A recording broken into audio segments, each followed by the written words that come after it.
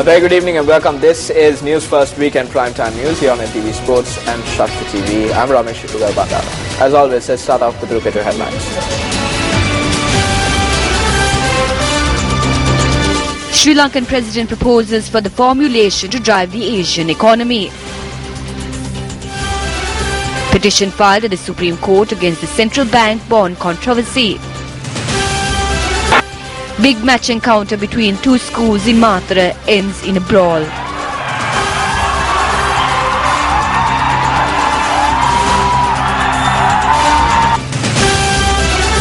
After effects of Luma Oya development project, Makulala dries up.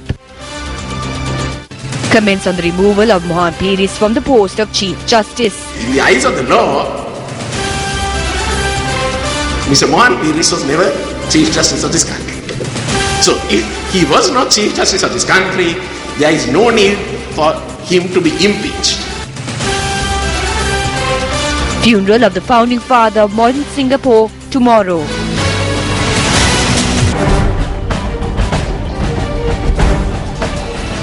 On to our top story. President Maithripala Sirisena addressed the world and business leaders at the Boa Forum for Asia, which drives the economy of the Asian region.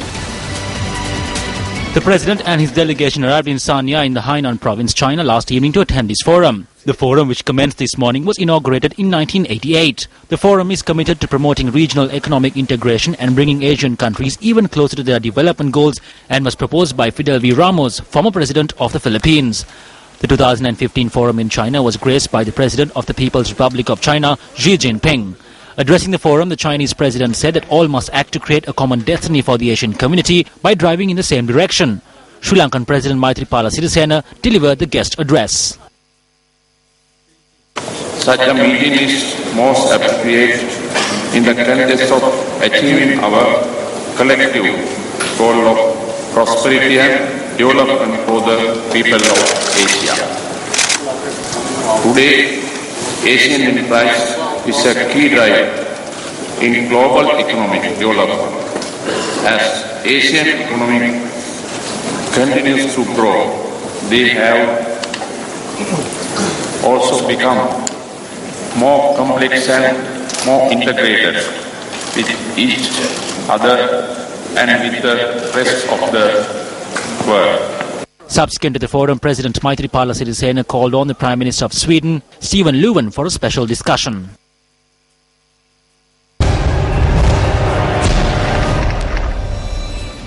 In light of the central bank's treasury bond controversy, 3 professionals challenged the appointment of the committee by the Prime Minister in a way of a petition in the Supreme Court. The petition challenging the appointment was filed by Dr. G. Puspata Arachi, Dr. A.C. Visvalingam and Chandra Jayaratnam. The issuance of treasury bonds by the CBSL in February was subject to much criticism by experts in the field of economics and also by professionals. It is reported that a loss in billions of rupees was incurred after tenders were called in for 1,000 million rupees and later increased it. It was a bond issued for 1,000 million, but it was increased to, on the morning of the bid closing date, it was increased to 10,000 million, and thereby one company or their associated bank appears to have got at the highest rate of 12.5% interest, and that has raised the interest expectation, which was between 9.25 and 9.75 to an average of 11.73. How will the increased interest rates affect the general public? The people who borrow on housing loans and for business will have their interest rates going up, and it may even affect the small people who are borrowing for their day-to-day consumption or even the pawning. At the same time, when businesses pay this high interest, they will have to recoup it through the prices, and the prices will go up. On the 10th of March, a 3-member committee comprising of lawyers was appointed to investigate this deal.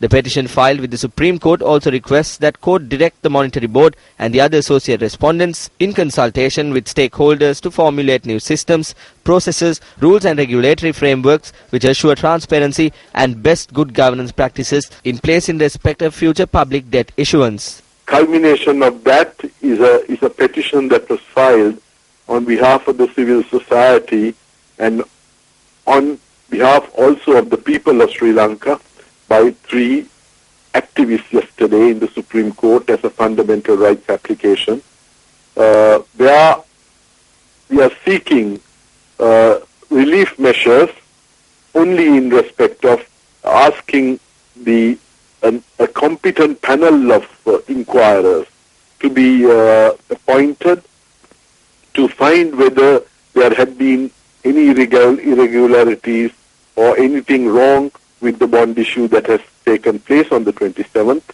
And secondly, to talk to all the stakeholders, for the committee to talk to the stakeholders and develop systems, procedures and processes which will make sure that such issues will not recur in the future.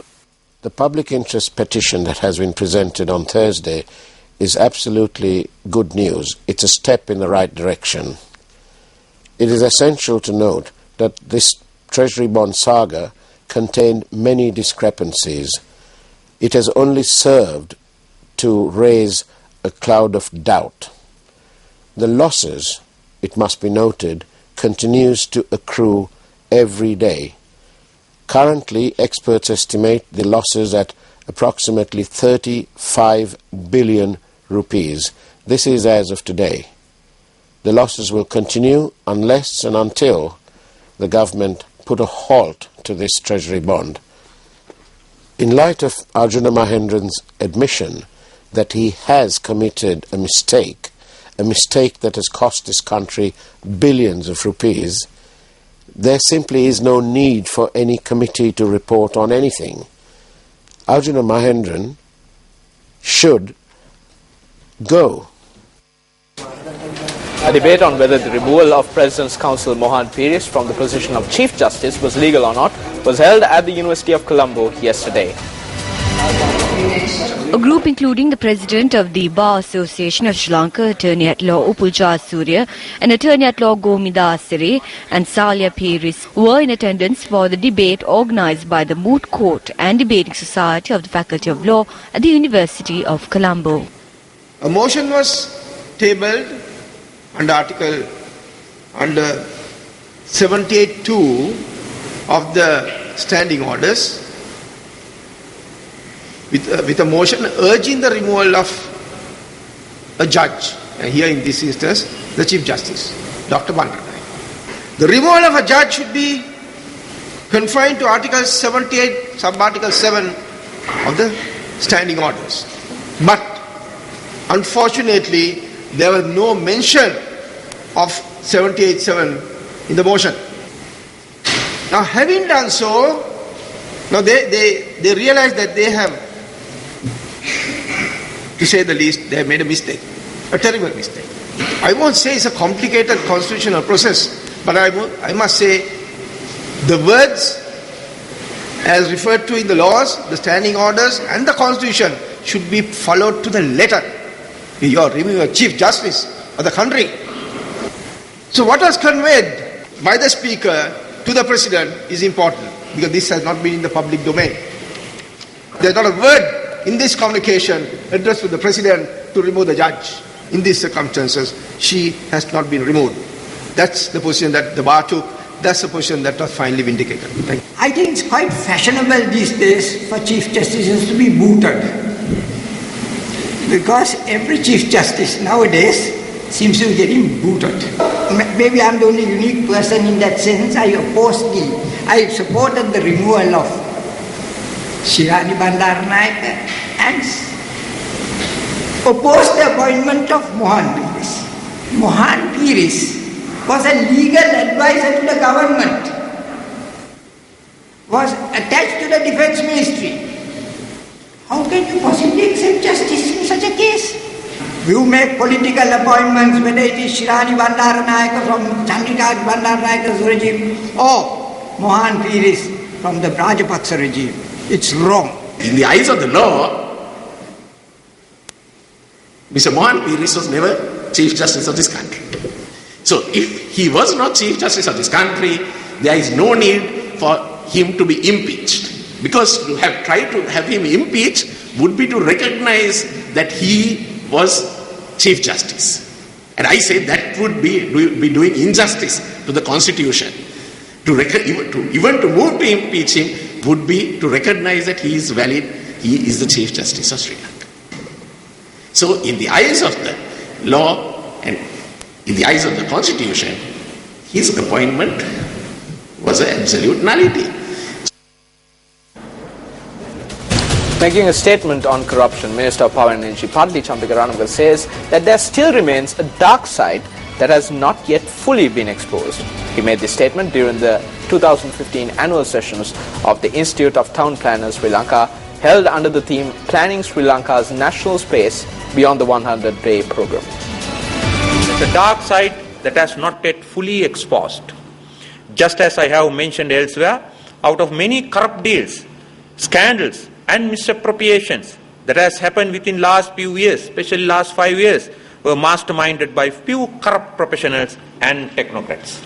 They have made use of the opportunities, came along with these massive development projects, side by side with the corrupt politician, to accumulate wealth in their accounts. All those instances, the professionals, rather than directing their knowledge and skills for the betterment of the country and its people, have employed their intellectual capacities, some of them actually to rob, exploit and underhand dealings of public funds. Priyantha Sirisena, the brother of President Maithripala Sirisena, passed away today while receiving treatment at a private hospital. He was 43 years old at the time of his passing. GG Priyantha Sirisena suffered serious injuries after an argument on Thursday evening in Polonnaruwa, following which she was airlifted to Colombo and admitted to a private hospital. He passed away early this morning and his body was handed over to his wife in the evening, subsequent to the magisterial inquiry and the post-mortem examination. The late GG Priyantha Sirisena was a father of 3. Born on the 12th of December 1972, GG Priyantha Sirisena is a past pupil of the Polonnaruwa Laksha Ueno Junior School, Gampa Udupila Mahavidyalaya, Gampa Galidiawa Central College and the Polonnaruwa Thopawewa Mahavidyalaya. Priyantha Sirisena, who is the owner of the Rajarata Builders Company and the Rajarata Rice Company, is famous for his social services and is commonly known as Raju. The body of the late GG Priyantha Sirisena currently lies at his residence in Etulma Pitya in Polonnaruwa. The final rites will be performed at the Polonnaruwa Public Cemetery on Monday at 3 in the afternoon.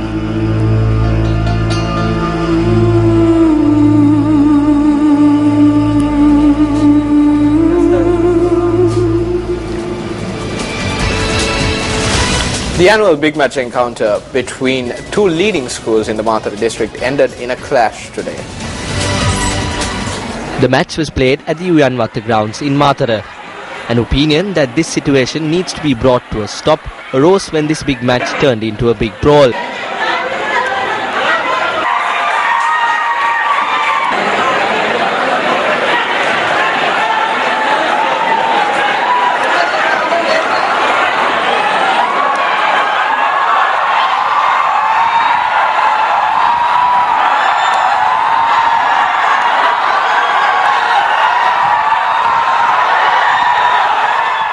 This is incidentally the third occasion on which a brawl was reported during a big match encounter during the past week.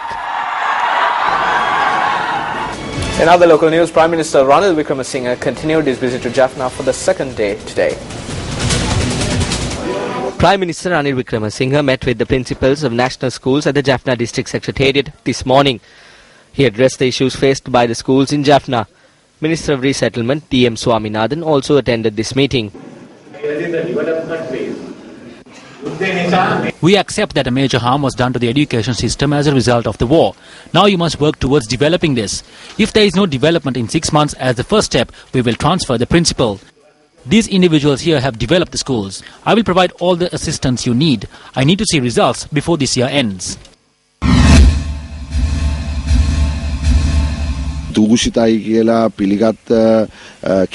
Judicial measures have begun on certain individuals who have accepted for being corrupt. But within the 100 days, we have begun these basic programs. If any wrong was done in the evidence, will be produced before an independent court and the punishments will be given based on the decision of that court.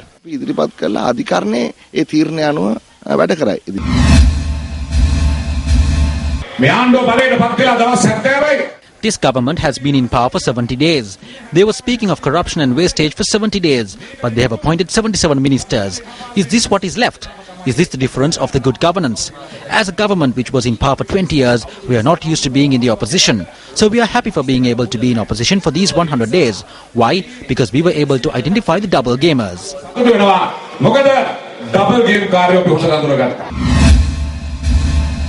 Sri Lanka Nidahas Pakshiya ඇතුළත There's a governing party and an opposition within the SLFP.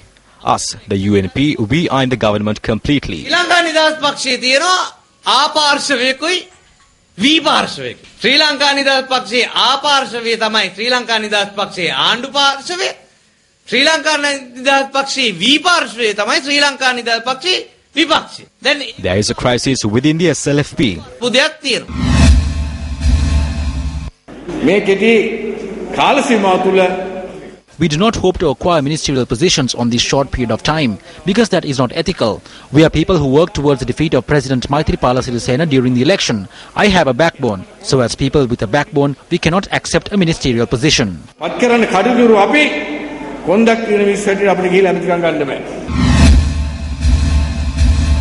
පාර්ලිමේන්තුවේ අපිට රජයේ සේවයේ වැසිකිලි කම්කරුකමක් ගන්න. To hire a toilet cleaner in the parliament as a government servant, that person needs to be O-level qualified. But for a minister, you don't need that qualification. The qualifications you need are money and the ability. They spend millions in this preferential voting system. A person who doesn't have money cannot survive. T.B. Tennekon, the poet, Vijayananda Dahanayaka, the teacher, and postman Themis went to the parliament in the past. They did not go in with money. This is established amongst the people. We joined the government to give the 2/3 majority to change this system. There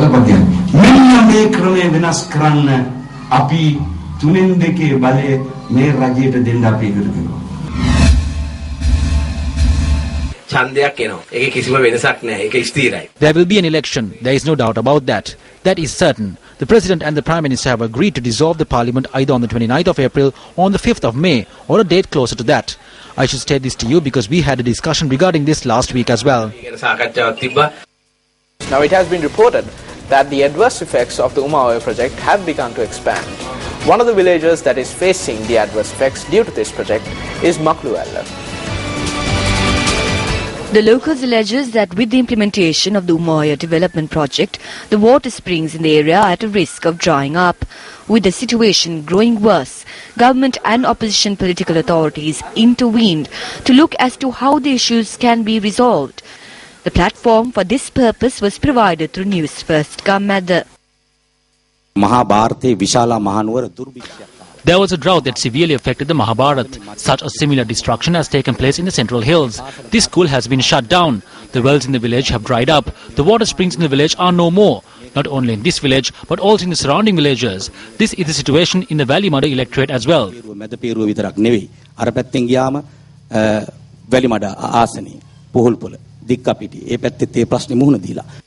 The Makluella village is now facing a situation where the locals are being deprived of water to quench their thirst, and the Minuwal springs in Makluella dried up 4 days ago.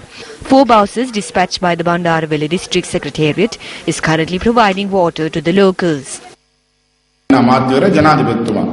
It is the President who is in charge of Umaoya and Mahabali development. Recently, the President had made a request from the Cabinet, that is to allocate 300 million rupees to provide relief and compensation for the people who have been affected. $11 million has been allocated to seal the leak. This leak results in a massive amount of water that is flowing away. Another 55 million rupees has been allocated to provide water through pipes. Therefore, I am pleased that even though I am not in Parliament and only in the Provincial Council, the President has paid heed to our requests.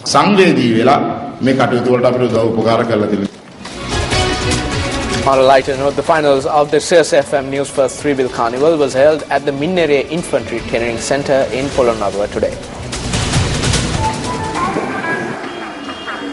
The 3-Bill Carnival, which commenced this morning, was attended by a number of senior officials of the MTV and MBC networks.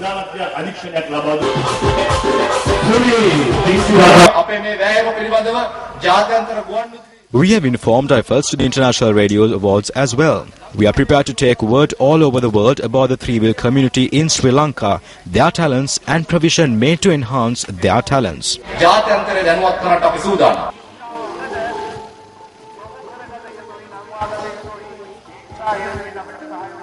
Previously, the Sirius FM Newsfirst three-wheel carnival took place centering the Sabaragamuwa, northwestern, western, central, southern and Uva provinces. Competitions for the seventh leg of the three-wheel carnival took place this morning, while the finals for all provinces took place in the evening. Competitions were held to select the fastest three-wheel driver, most attractive three-wheeler and most talented singer. The fastest three-wheeler driver was from the western province.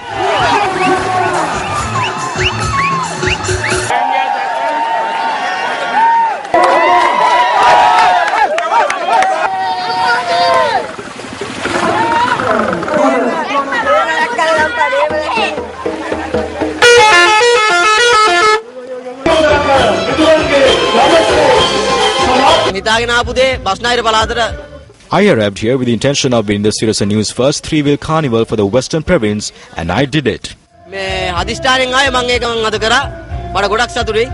Meanwhile, the three-wheeler drivers of the Uva Province were also presented with the opportunity to enlist Newsfirst Citizen Journalism Initiative Newsfirst U Report. The summerless Sirius voice tests were also held today. More colour was added to the events via music from Sirius FM Dahasak Mal.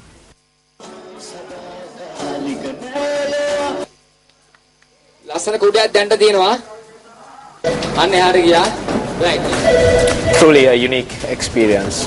Meanwhile, mourners queued to pay their last respects today to former Prime Minister of Singapore Lee Kuan Yew on the final day of his lying in state at Parliament House.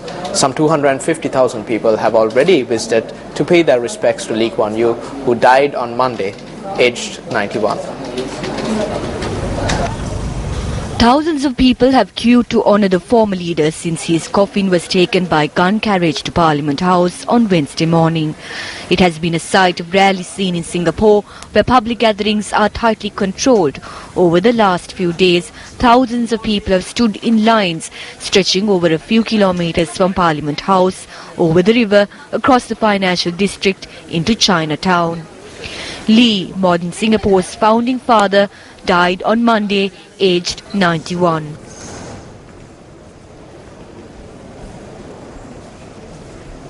A state funeral will be held tomorrow with foreign dignitaries from around the world expected to attend. Those attending the funeral include UK House of Commons leader William Hague, Indonesian President Joko Widodo, Malaysia's King Abdul Halim, India's Prime Minister Narendra Modi, Japanese Prime Minister Shinzo Abe, South Korea's President Park Geun-hye and Australian Prime Minister Tony Abbott. The US will be represented by former President Bill Clinton and former Secretary of State Henry Kissinger, while China has sent Vice President Li Yuanchao. The Indian government has announced tomorrow as a day of mourning ahead of the funeral of Singapore's former leader Lee Kuan Yew. Thereby, leader of the Janasita Peramuna, Venerable Battaramulle Seelarathanathera, who is in Singapore to pay his respects to Singapore's founding father, says that Sri Lanka too should declare tomorrow as a day of mourning. I visited the location where the final rites will take place. They welcomed us very warmly. I believe I am the first bhikkhu and the leader of a political party to attend this funeral. There was no letter of condolence from our country or any newspaper that carried this news. I request the President of our country and the Prime Minister declare a day of mourning tomorrow as a mark of respect to the creator of Singapore, Lee Kuan Yew.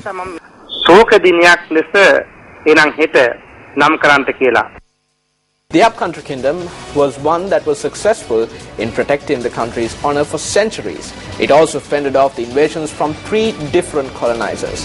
Gannorua, which has successfully transformed itself into an agricultural hub, continues to boast of its heroism.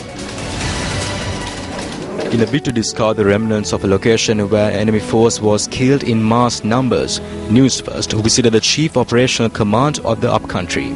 After a 1.5 kilometer trek on foot, the team reached the Banana Fortress, and looking below from the fortress, the tactical geographical advantage on this location was evident. The Banana Fort. For centuries it has served as an outpost for the Kandyan Kingdom. 377 years ago, in 1638, soldiers posted just above these walls would have witnessed an invading force of several hundred Portuguese and thousands of mercenaries making their way to the Candian kingdom for a final showdown.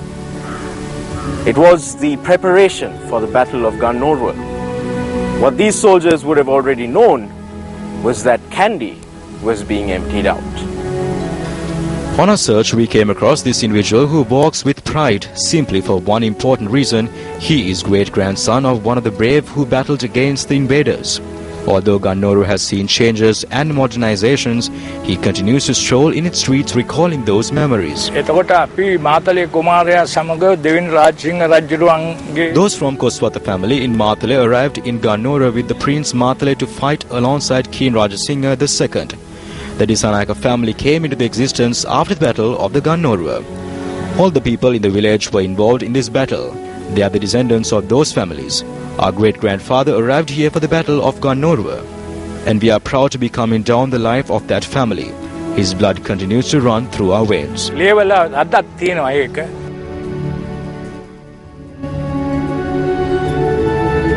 On the 27th March 1938, Diogo de Melo de Castro, the Portuguese captain, and his battalion entered Kandy in a bid to invade the entire hill capital. However, when they arrived in Kandy, the Portuguese only found an abandoned city as the king and his army has made a tactical move to step back. The Portuguese, who made camp at the Kirivattalava mountain side after raising Kandy, met an unexpected guerrilla-type attack from the upcountry forces in what is termed as a tactical battle against the enemy. When the 28th of March dawned on the battle, the enemy forces had been drying their gunpowder soaked by the rain. The gunpowder has been witnessed as a big black spot from the Dividos mountain. The Sinhalese forces, who drew their fight-lit arrows from the Dividos mountain, launched the attack of fire on the black spot, causing a massive loss to the Portuguese. Of the entire Portuguese battalion, only 33 survived, while the rest were killed. It is reported that the body of Diego de Melo de Castro was never found. However, King Rajasingha II also took the initiative to give a proper burial to the dead enemy. Sinhala සේනාව සටන සිද්ධ කිරීම සඳහා යොදාගත්ත භූමිය. ඒ භූමිය හැමාතිම්ම වට වෙලා තිබුණා. The area chosen for this battle by the Sinhala army was surrounded geographically. This is the location which can be considered as where the swords were drawn from the final battle. People term the king as Rasin Deyo because of this victory. To celebrate this victory, a procession was led into the heart of Kandy where there was a pageant. This is incidentally the first time in this history of this country that weapons were displayed in a celebration. සම්දර්ශනයක් පැවැත්තුවා. මේ පෘතුගීසි පළමු වරට අපේ ලංකා ඉතිහාසයේ මේ තමන්ගේ අවියාවිද සම්දර්ශනයක් පැවැත්වූ පළමු අවස්ථාව. The Portuguese, who led the dominance felt across the world, saw one of their battalions slaughtered at the hands of the Lankan heroes. This is incidentally the first time that an enemy force was killed in mass numbers. This incident adds the country's historic bravery, battle tactics, as well as unity into the chapters of the Chronicles of Sri Lanka. The launch of the book 100 Years of Geetanjali was held at the Indian Cultural Centre in Colombo yesterday. The event was organized by the Indian Cultural Centre and the Centre for Contemporary Indian Studies. 100 Years of Geetanjali is a collection of essays by Indian and Sri Lankan writers consisting of new insights to understand and rediscover Tagore's Geetanjali from different perspectives. Rabindranath Tagore, of course, he was a beacon of hope for the entire country under colonial rule. And I think while shunning modernism, he also adopted a lot of practices and became, as I said earlier, a bridge between the East and the West. His humanism, his philosophy inspired generations, not only in India, but in the region and in the wider world.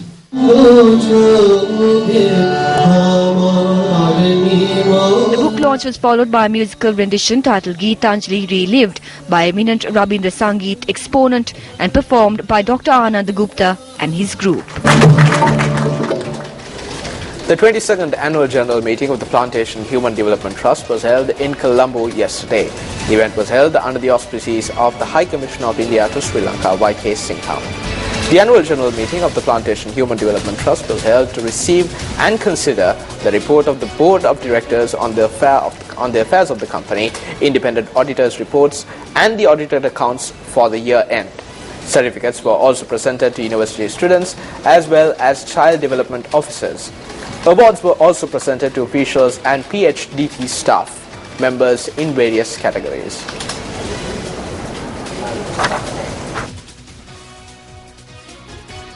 Valuer Estate, Steven.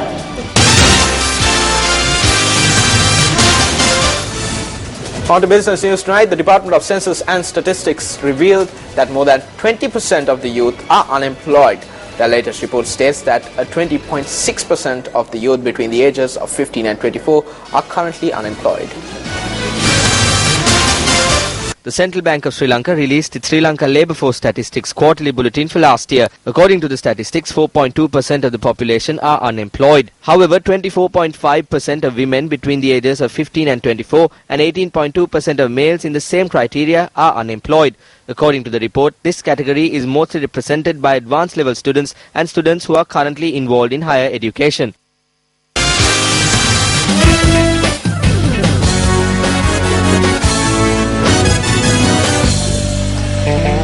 On to sports news, where Police Sports Club were forced to surrender to the Kandy Sports Club at the finals of the Clifford Club, played at the Nithawala ground this evening.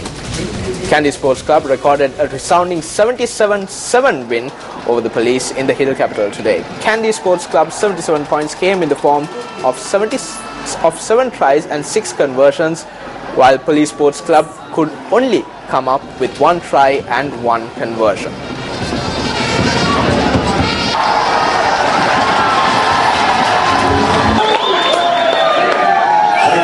And that's a wrap of Weekend Primetime News for tonight. For the Newsfirst team, I'm Ramesh Rugalbandar. Good night.